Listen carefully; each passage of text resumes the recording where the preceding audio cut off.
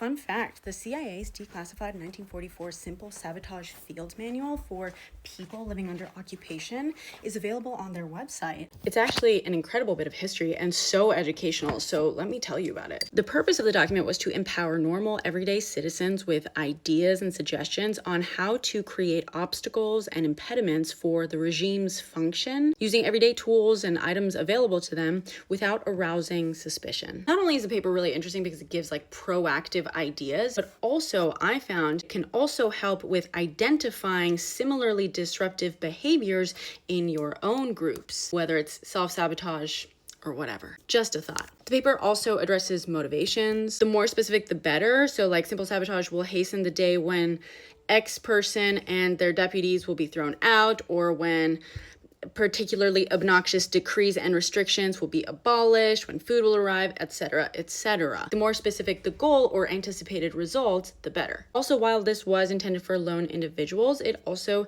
suggests like connecting the effects of these actions to a larger effort and group, basically feeling part of a larger cause. Okay, so now this is where it gets fun. These are kind of the more destructive ideas, but again, this is intended for normal everyday citizens who are not going to put themselves at too much risk. And the basic premise of the whole thing is like, be an obstacle. Do the opposite of a good job. Right? Instead of keeping your tools sharp, you should now let them grow dull. Where a person is normally diligent and hardworking, they should now be lazy and careless. Once he's encouraged to think backwards about himself and the objects in his everyday life, you will see a bunch of opportunities. A state of mind should be encouraged that anything can be sabotaged. So this is obviously more applicable to, like technicians and people who are kind of working as cogs in the machine.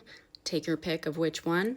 But the main sort of advice includes basically use materials which appear to be innocent, stuff that you would normally use or work with in your everyday life. Not you, of course, but yeah. Committing acts for which large numbers of people could be responsible, accidents that can happen to just about everyone. But also it says, don't be afraid of committing acts that you might be blamed for directly, as long as you don't do them too often and you have a plausible excuse like, a silly little accident, or feigning just stupidity and incompetence. So it does include a bunch of very specific suggestions, mainly intended for, technicians, I think working in factories and stuff, as well as things intended for dealing with a more militarized situation. But this might be my favorite part because this almost feels like applicable today. Basically, think of your least favorite coworker and be that. It includes things like insist on doing everything through channels, never permit shortcuts to be taken, follow the rules like a stickler, make speeches,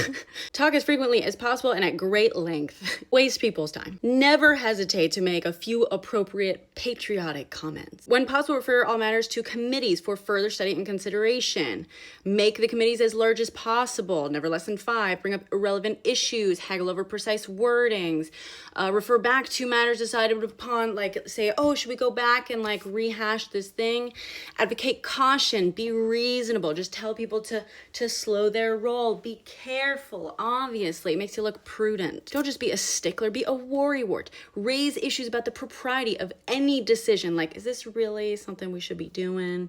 Are they gonna be, you know what I mean? Demand written orders, also misunderstand as much as you can, just ask endless questions about every little detail and quibble over them, negotiate over them. Delay by doing things like not ordering things until the last minute or not sending out orders until every little bit is ready. Again, the opposite of efficiency here. In making work assignments, always send out the unimportant jobs first and see that the important jobs are assigned to inefficient workers or poor machines. Prioritize the wrong things and the wrong people and focus on the wrong details rather than just the big picture. Distract from the main goal at hand in any way you can. Make as much work for everyone. Increase the amount of bureaucracy required for everything, but also make minor mistakes with like big consequences. Even small consequences. It all adds up. Like errors in copying over information, misfile documents. When making copies of something, make just under the actual amount of copies you need so someone has to go back and like make more copies.